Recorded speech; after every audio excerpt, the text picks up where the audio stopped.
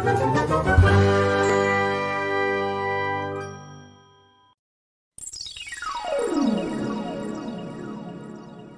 समय पहले की बात है। एक छोटे से गांव में एक लड़का रहता था। वह बहुत ही चंचल और शरारती था, लेकिन उसमें एक बहुत ही बुरी आदत थी। वह जिसे चाहे, जब चाहे, बिना कारण गालियां दे देता था। उसे दूसरों को चिढ़ाकर मजा आता था। किसी की उम्र, ओहदा या सम्मान से उसे कोई फर्क नहीं पड़ता था। वह हर किसी के साथ दुष्टता करता और फिर जोर जोर से हंसता हुआ भाग जाता। गांव के लोग उससे परेशान थे। कई बार बड़ों ने उसे समझाया, डांटा, लेकिन वह अपनी आदत से बाज नहीं आया। उसका यही मानना था कि जब कोई उसकी बातों से चिढ़कर गुस्से में आता है तो उसमें उसे आनंद आता है। एक दिन गांव में एक साधु बाबा पधारे। वे एक पुराने बरगद के पेड़ के नीचे अपना आसन लगाकर भजन कीर्तन में लीन हो गए। लोगों को उनकी बातें बहुत अच्छी लगी। वे शांति, क्षमा और प्रेम की बातें करते थे।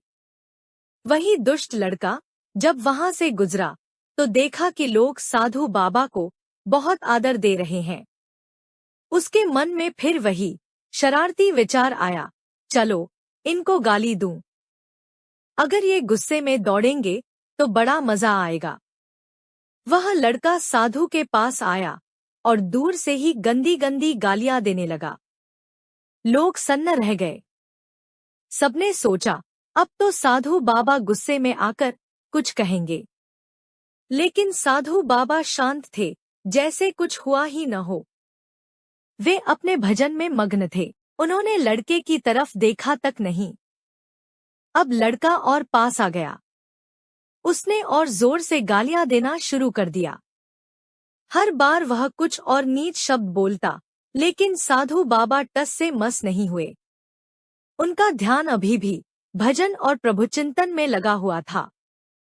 यह सब देखकर एक दूसरा लड़का, जो साधु बाबा का सम्मान करता था, पास आया और बोला, बाबा जी, ये लड़का आपको इतनी गंदी गालियां दे रहा है, आप कुछ कहते क्यों नहीं?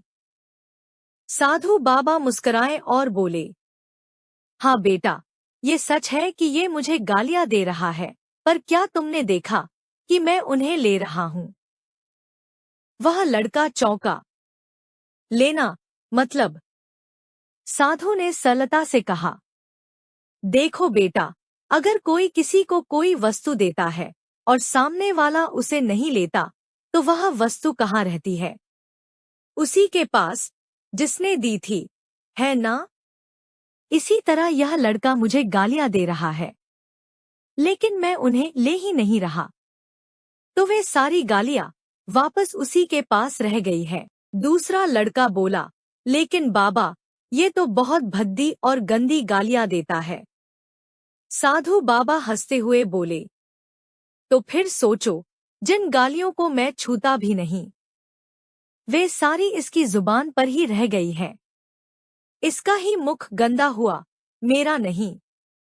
जिस प्रकार कोई कीचड़ फेंके और वह सामने वाले तक न पहुंचे, तो गंदा कौन होगा? वही ना, जिसने कीचड़ उठाया था। गाली देने वाला लड़का यह सब सुन रहा था।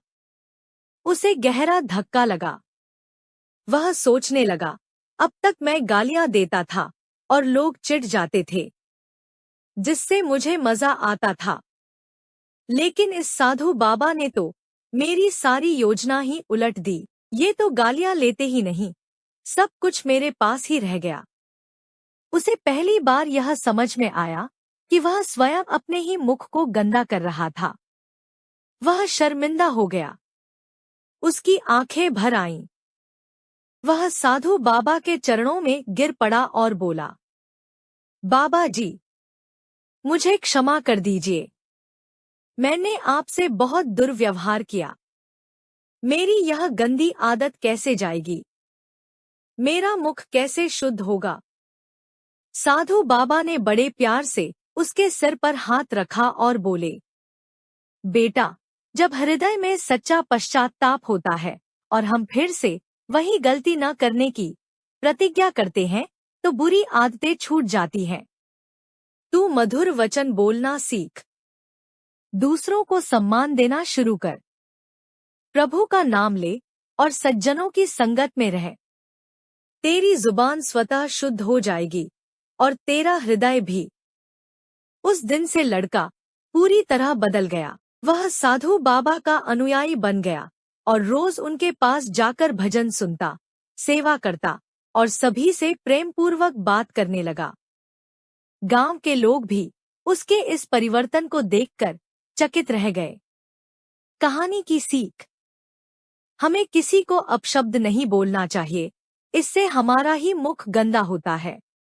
अगर आपको यह कहानी पसंद आई हो तो कृपया लाइक करें और अपने दोस्तों के साथ शेयर करें।